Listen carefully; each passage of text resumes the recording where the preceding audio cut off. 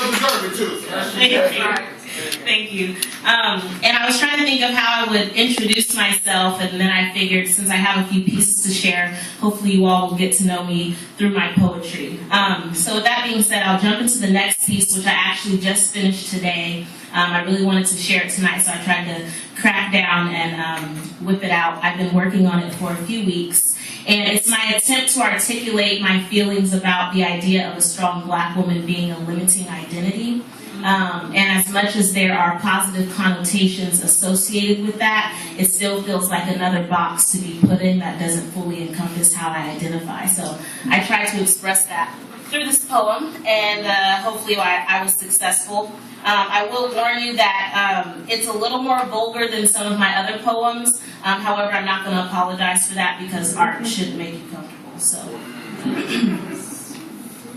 Purple has been my favorite color since the age of 5, when I remember my mother telling me it was hers, the color of royalty. It seems I learned to emulate strength and independence before I learned to read, so I often confuse vulnerability for weakness. The pride instilled in me makes it difficult to lean on anyone other than my own reflection, and sometimes even she is hard to trust. I experience this world through a limited set of lenses, but is it wrong that I feel Black before a woman, and I feel like a Black woman before I feel human? What is mortal? See, because strong Black women are supposedly immortal. It's poetic, but difficult to comprehend because I bleed.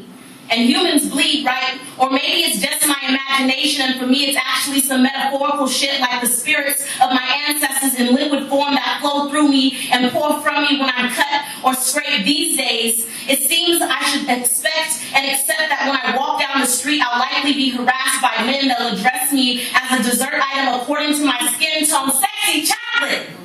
They'll address me according to my articles of clothing. Hey, white shirt, skinny jeans, somehow. I shouldn't be upset. These are compliments. They're almost calling me beautiful if I look annoyed or pissed off or respond with a comment that challenges their intelligence. They'll call me a bitch. If I engage eagerly as if I enjoy the attention, they'll think of me as a hoe. So at the end of this encounter, regardless of how I respond, my worth will not be valued, but that's just the way things are. I must be able to cook well, clean often, know how to take care of children, hold a job, or 2, or 3, keep my body tight, be skinny and thick at the same time, have a strong mind, but not too strong, because if I speak my mind too often, I'll be viewed as intimidating and not desirable. Life experiences and observations have taught me that I should know how to carry the weight of the world on my shoulders but make it look effortless. Smile, because the resting bitch face is not attractive. Being a strong Black woman is synonymous with being the backbone of a Black man. I should not dare have the audacity to be interested in men of other races or have the nerve to be interested in other women. It's nearly blasphemous. Racism and sexism still exist, but society would call me overly sensitive if I claim to face both. Mammy, Jezebel, Sapphire, welfare queen, strong Black woman is another box, but this one I should be happy to be in. You may look at me and see a strong Black woman, but I also want you to see a poet, an educator, a daughter, a sister, a lover, a friend, a dreamer, one who experiences joy, pain, and pride. I want you to see me.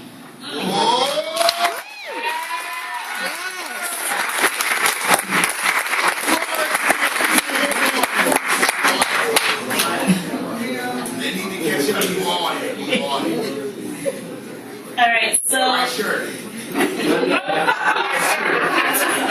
though, right? Okay, glad I got that out. Okay, so this next piece, something I've learned from sharing it at various open mics, is just the identity or the idea that my personal experiences aren't always exclusive to me. And so when people come up to me and say that they could relate to my poem or they felt what I was saying, that's a powerful experience. So even if they can't completely connect to the specific situation, if they can relate to the emotion that I'm evoking, then I feel I've done my job. So that's what I've learned through sharing this poem. Not just the windows into your soul, your eyes have a way of listening to this soul of mine. They keep me from pretending that I've got something to hide, unlike your lips. They cannot lie, involuntarily letting me pass the walls you try to hide behind when you spit rhymes. Your poetic lines effortlessly undress my mind. Confidence runs down your spine. find charming and wise. Your wit matches mine. That smirk that slides onto your face. Your warm embrace gets me every time. I'm feeling you. I'm really into you, but this is not a love poem, see. Love is an unconquerable art form I evade from my failed attempts to master it. When I first noticed that you were constantly invading my thoughts, I assumed it was some kind of mind control. I came to realize my heart was letting you in without my mind's control. My heart and mind have a dynamic like you and I, mesh so well yet often collide, seamlessly fit yet seem to easily divide. I'm hesitant. Close friends, our mutual attraction was apparent, but ignored, wasn't real until your left arm around mine, our fingers intertwined, your right hand on my hip, my legs wrapped in yours, wrapped in the warmth of each other. We lay calmly on that caramel-colored sofa, wine filled my insides. My head against your chest, you slept. We enjoyed a state of slumber and comfort. That intimacy prevented me from denying our natural chemistry. You once told me that your mother had a dream of us getting married one day. You escaped expanding on why she would dream such a thing. You two must talk about me frequently because I've known you for about 3 years, yet talked to your mother for all of 3 seconds. Our mutual attraction was apparent, but wasn't real until verbalized. Then feelings became more solidified, yet I tell myself I'm not ready.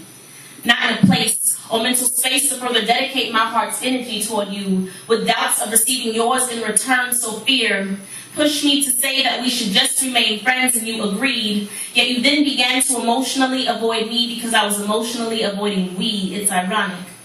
We avoid pursuing us in an attempt to preserve us, and in the process feels like we're losing us sometimes.